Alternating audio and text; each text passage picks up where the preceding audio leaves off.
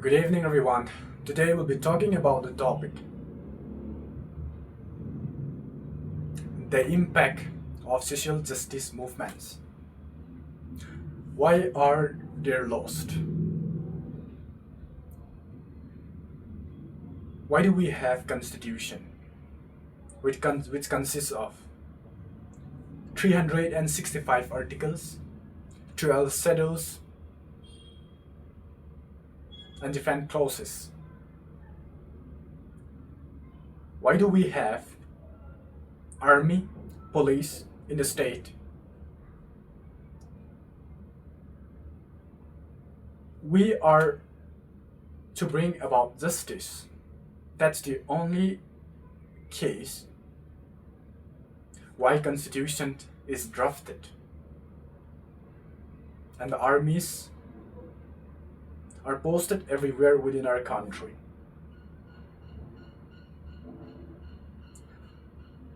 I believe that we all wanted to be free, even as children during our childhood. I've seen my colleagues playing under the rains, but my parents never allow me to. So I often get away from my parents to play with friends. When return home, I always get sick.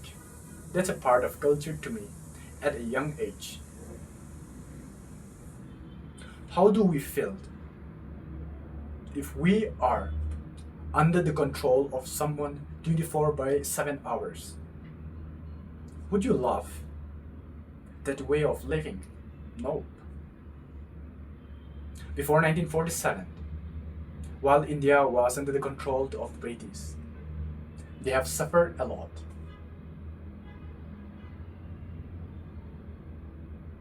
They have done things which they do not like to do.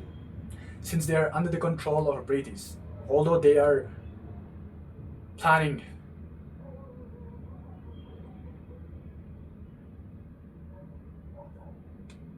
something to do in the field, that permission from the landlords needs to be taken. And who were the landlords that time? The British were. Seeing the traditions of their life was quite miserable. Consequently, whenever I study Indian history, I got emotional and really feel pity of the ones under the slave of British. After 1947,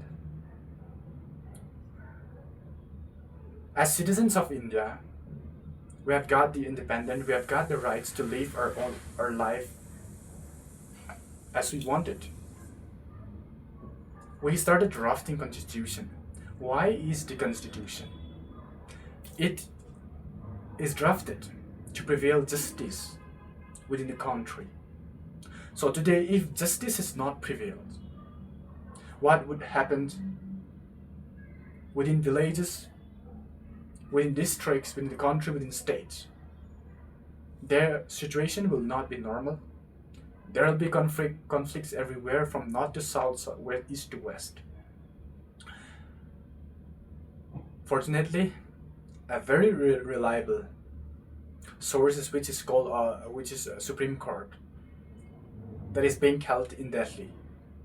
If our fundamental rights is violated and we have the rights under Article 32 to approach the Supreme Court and express our grievances. As a result of this, the judges are there. The judges will take their responsibility to prevail justice on us. Without justice, the rich people would do whatever they wanted, because though we have bureaucrats, they are under the control of Home Minister, different politicians. So politicians could do whatever they wanted within the state. Take an example of different services in states. Corruption. Due to this, the poor people although get excellent in all the selection process, their names are excluded from the merit list. That's how politicians control bureaucrats. But we're not to talk about that. What are the impacts of this social justice movements? In 1930, Indians protest against the British, which is called Indian National Movement, then emerged.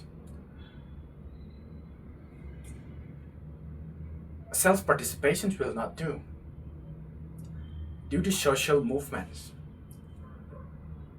people from across the state gathered in a single place and started the movement together. And if only Mahatma Gandhi was the one organizing the protest, the British could easily hand him off. He might be hanged. One person can be dealt without any difficulties. But when the crowds gathered together and supported a single idea, we have no chances of controlling the crowds. Forcing the crowds against their wills might be the collapse of the administration, might be the collapse of the government system. So it's quite dangerous, especially our democracy countries like our country, India. It defines the government is not only for the bureaucrats, it's for the people, by the people, and owned by the people. The final authority of this government system rely on the people. So we have elected different representative delegates from our community to present ourselves. That's the power of us. If we are not elected, nobody will be represented, and without delegates, the government should not run. The government runs still today because of the people. As a result of this, when any injustice is ensued within our areas, we must not scare of bureaucrats. We need to be bold, to stay together with the crowds, stand against injustice.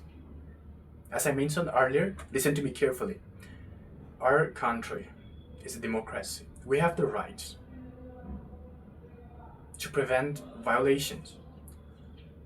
It is true that, as per the Constitution, people are allowed to be against the government if it is violating the rights of the people, the rights of any citizens of the country. Regardless of our wealth, we have the right to prevent justice. So as I said, only one person intervention will not do. We must be together, and as the effect of social justice movement we have seen from 1930, due to social movements, we are now able to stay independently. Even in the coming days, we must stay together, we must stand together and organize social movement whenever injustice prevailed in our areas. Thank you.